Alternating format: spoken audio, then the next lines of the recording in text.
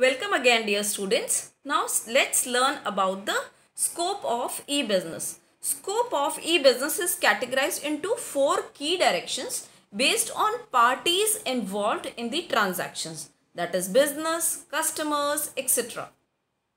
So these four categories are business to business commerce, that is B2B commerce, B2C commerce, business to customer, intra-B, that is transactions between the two business activities, and fourth is customer to customer or C2C commerce. Let's learn these one by one. B2B commerce means firms' interactions with other business activities.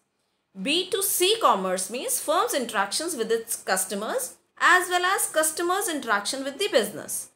Intra-B commerce means firms' internal processes, and C2C commerce means customers' interactions with the other customers. So B2B commerce, it is the involvement of firms' interactions with its suppliers or vendors. Both the parties involved are business firms.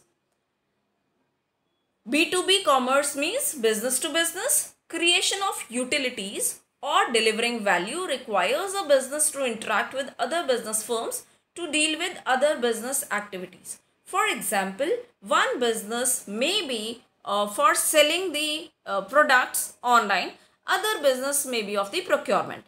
So for selling the products online, this business will have to interact with the purchaser, with the seller of the products on wholesale basis. So one business is selling to the customers, other business is selling to the retailers. So this way two business firms are interacting with each other for selling and purchasing, which is B2B commerce. This involves use of network of computers by business for managing procurement, production, delivery, payments or distribution system. Merits of B2B commerce. B2B commerce helps expedite movement of information, documents as well as money. Second is business to customers or customers to business. So this involves B2C or C2B. Parties involved are business firms and customers. B2C commerce means business to customers and C2B means customers to business, because both the parties will have to interact with each other. If one party is interacting and other is non-responsive, transaction will not take place. So both the parties have to be equally active.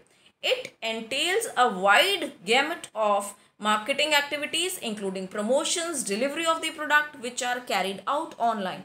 For example, the business activities, they advertise their product. When they are advertising their products means they are providing the information through graphics, through media to its customers. This is B2C because business is providing the information to the consumers. And when consumers show their interest for purchasing the products and consumers react, consumers see the products online, consumers see them on the internet, and further they show their active involvement for purchasing the products. That is C2B.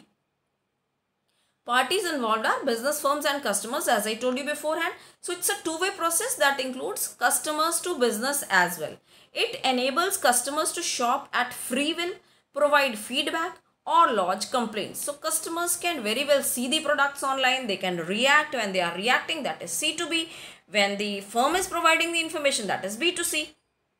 The benefits are B2C commerce provides customers with customized products, convenience of delivery and payment, to and fro flow of information as well as feedback. It helps business to conduct activities faster and cheaper and be in touch with the customers continuously. An example is self-service terminal offering 24/7 service to banks customers of withdrawing and depositing cash up to a specified limit, paying bills, transferring funds, obtaining bank statements, etc. through ATM facilities. It speeds up the withdrawal of money, resulting in speeding up of the entire B2C process. So ATM is one of the best examples of B2C commerce or C2B. So operated by using a debit card and a personal identification number, it overcomes the traditional tedious process of money withdrawal that involved series of procedural formalities to get the payment. Intra-B commerce. This includes the transactions of one business activity with the other departments. For example, human resource manager has to contact the research and development manager for the procurement of the product, or for financing, for marketing activities, for any other reason. If one business department has to interact with the other business, with the department of the same business, that is called intra-B. So business is one, but departments are many. This includes use of intranet for managing interactions and dealings between various departments and people in a business. It's a part of e-business and not e-commerce. You can just see the picture as flashed on your screens. It includes a firm's interaction with the employees, referred to B2E, meaning business to its employees. It includes the use of virtual private network technology, which allows employees to file reports, attend meetings without face-to-face interaction, without even reaching the office. That is, they can work from home also. Intra-B commerce, its usage. What is the usage? Firm's marketing department can interact with the production department to get the products customized as per customers' requirement, and businesses are resorting to recruitment and selection, training, development, education, etc. for all these processes via e-learning tools. Now, intra-B commerce, what are the benefits? Through intra-B commerce, a firm may reap the advantage of efficient inventory and cash management, greater utilization of plant and machinery, effective handling of customer orders, and effective human resource management, as well as it facilitates multimedia and 3D graphic communications among organizational units for better and speedy workflow and decisions. So I hope that you are clear with all the concepts related to intra-B commerce. Now next is C2C commerce, that is customer to customer commerce, because customers also want to interact with the other customers. Both the parties involved here are the customers. So C2C means customer to customer. It is best suited for those products that do not have formally established market mechanism. It allows seller to access vast market of potential buyers. Sometimes customers want to sell their second-hand products. So this is included in C2C commerce. It provides market system security in transactions. The buyers can access history of dealings of the seller along with their rating to evaluate seller's credibility.